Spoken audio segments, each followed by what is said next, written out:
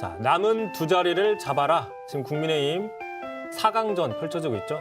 네 자리에 누가 들어갈지 사실상 뭐 이걸 가지고 이야기를 하고 있는데, 자, 국민의힘 대선 경선 예비 후보 지금 8명이고 어제 TV 토론 두 번째로 열었어요.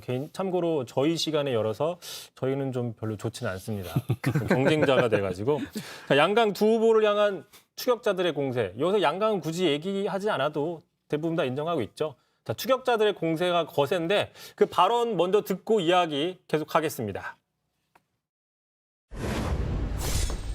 이게 저희는 베낀 아니 그 것이 아니고 5점이라는 전부 가점가에도 그 실제 청년 그 제대자들을 상대로 예. 우리 정책 그룹에 계신 분들이 전부 일일이 수십 명을 인터뷰해서 얻은 결과거든요. 인터뷰를 했습니다. 저한테 인터뷰 결과를 좀 주십시오.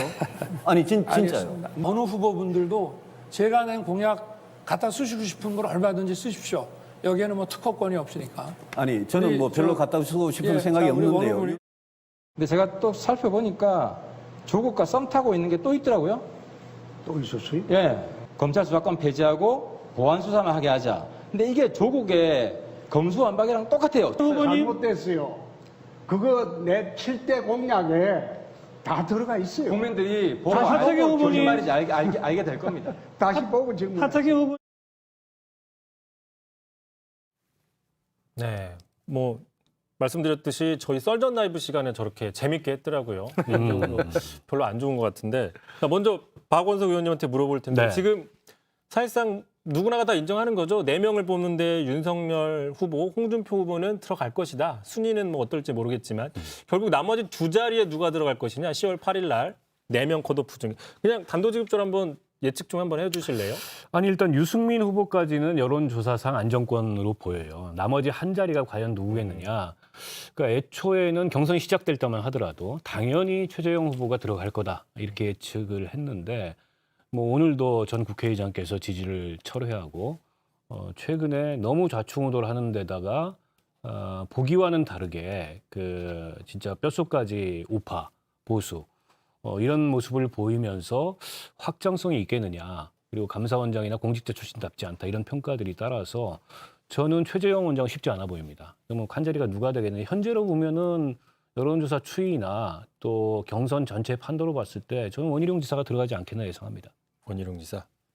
자, 우리 센터장, 김 센터장님은 제 입장이 참 곤란한데. 예. 근데 저는 오히려 이제 그런 이유 때문에 최재형 원장이 처음에는 본인의 어떤 색깔이 뭔지에 대해서 이게 좀 여러 가지 논란이 있었는데 우리 박 총장님 말씀하신 대로 상당히 보수적인 행보를 보이고 있어요. 보수적인 행보를 보이고 있어서 오히려 그것 때문에 더 지지를 받을 수도 있다. 그런 생각은 들어요.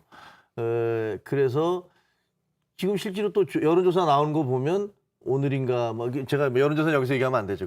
출처를 밝히지 않고 하면 안 되니까 말할 수는 없는데 지금 원희룡, 하태경, 최재형 이 세 분 중에서 누가 될 것이냐 뭐 그런데 저는 뭐 아마 최재형 후보가 되지 않을까 그렇게 생각을 합니다.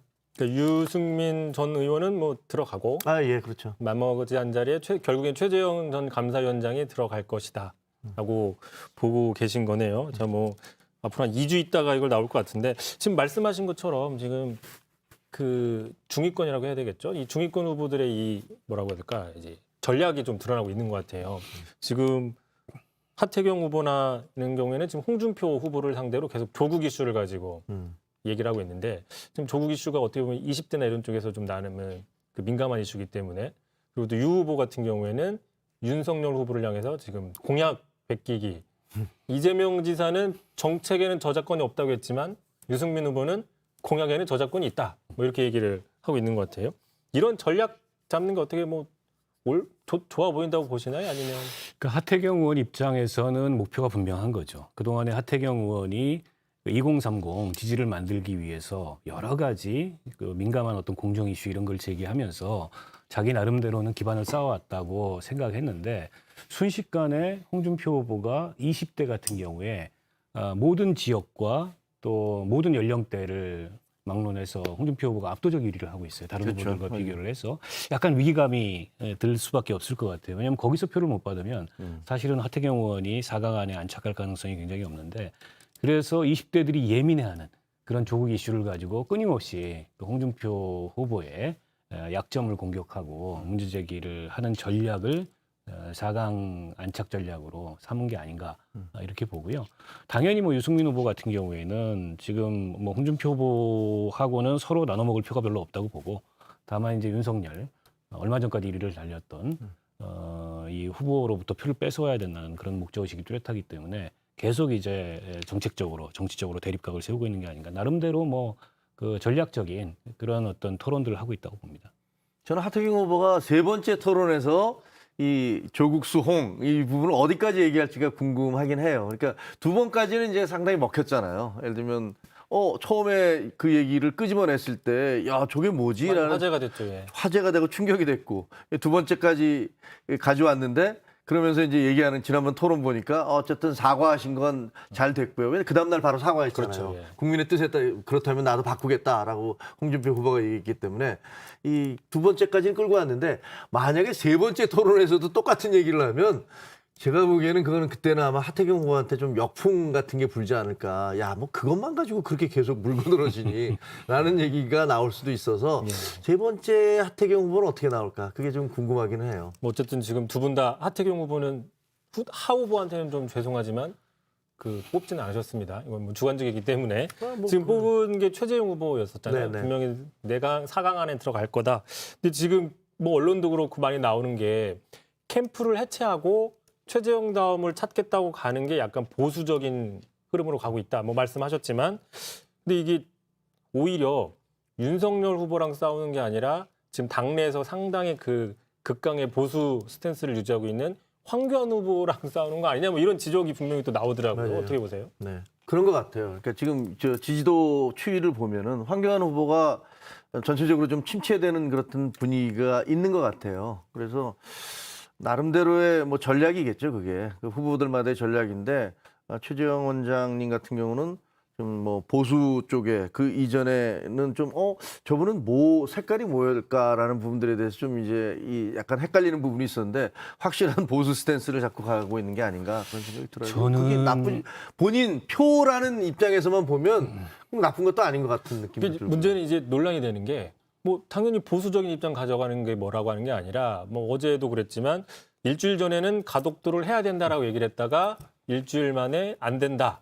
또 뭐 낙태는 이미 위헌 판결이 나왔는데도 불구하고 낙태를 반대해야 된다. 이런 식으로 약간 모순된 부분들이 나온다는 측면이죠. 저는 그래서 두 가지 문제를 제기하고 싶은데요. 이거는 그냥 단순히 보수적인 입장을 강하게 비추는 게 아니고 약간 시대착오적이라는 겁니다. 특히 이제 상속세 폐지를 주장하는 건 대안도 없이 보수적인 정치인 누구도 그런 주장까지 하지 않아요. 근데 그걸 뜬금없이 캠프에서 반대함에도 불구하고 들고 나와서 얘기를 하고 그게 이제 뭐 어떤 유권자들한테 어필하는지 모르겠습니다. 뭐 재벌 2, 3세들한테는 어필할지 모르겠지만 그 이외에는 대다수 국민은 뜬금없어하고 그리고 설득력을 못 갖고 있고 낙태죄도 위헌 판결을 받았는데 전직 이 고위 법관 출신께서 법원장 출신께서 이걸 가지고 낙태 반대를 한다. 뭐 종교적 신념인지는 모르겠습니다만 이것도 선거에 후보로 나와서 캠페인을 하는 입장에서는 지나치게 시대착오적이고 어떻게 보면 본인이 몸담았던 그런 사법부의 결정과도 맞지 않는 이제 그런 어떤 행보를 보이시는 것 같고 또 한 가지 문제점은